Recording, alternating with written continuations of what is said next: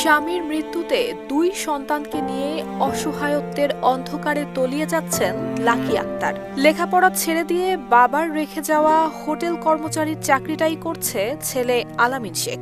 10,000 টাকা বেতনের অর্ধেকটায় নিজের যাবতীয় খরচ এবং বাকি অর্ধেক মা আর বোনের জন্য পাঠায় আলামিন। ছেলে ওই যে ওর আব্বুর অফিস থেকে নিয়ে গেছে 10,000 টাকা বেতনে একটা চাকরি করে, ও 5,000 টাকা রাখে আর আমার 5,000 টাকা পাঠায়। তাই দিয়ে মায়ের ছেলে মেয়ে চলি কোন রকম। একটি বুলেট যেন মুহূর্তেই ছিন্ন ভিন্ন করে দিল সবকিছু।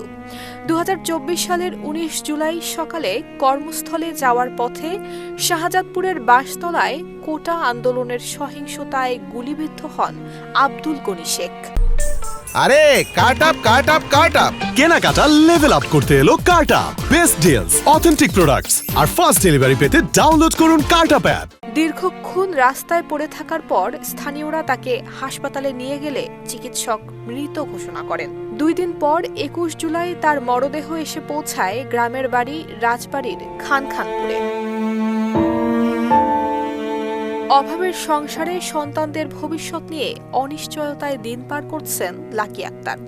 স্বামী হত্যার বিচার চান শহীদ পরিবারের যথাযথ মর্যাদা। যেদিন 5 তারিখের পরে যে শুনলাম যে হাসিনা পালিয়ে গেছে, খুব টিভিতে খবর দেখলাম, আর ছেলেরে বললাম আমরা কি হাসি, খুব আনন্দ পাইছি। আমরা ওই দিন পদত্যাগ করছে চলে গেছে, আমরা খুব খুশি। আমার মেয়ে তো ফাল পারছে আর কইছে যে হাসিনা পলাইছে, আমার আব্বুর বিচার চাই। আমি চাই শেখ হাসিনার প্রত্যেকটা শহীদ পরিবারের সামনে, বাংলাদেশ জনগণের সামনে ওর ফাঁসি চাই আমি। বাবাহীন শৈশবে যেন কেবলই অপূর্ণতা 6 বছর বয়সী জান্নাতের।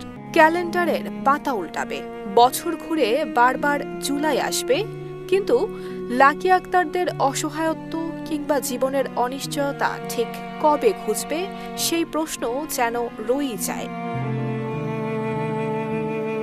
নুসরাত জাহান মেহেক, ঢাকা পোস্ট।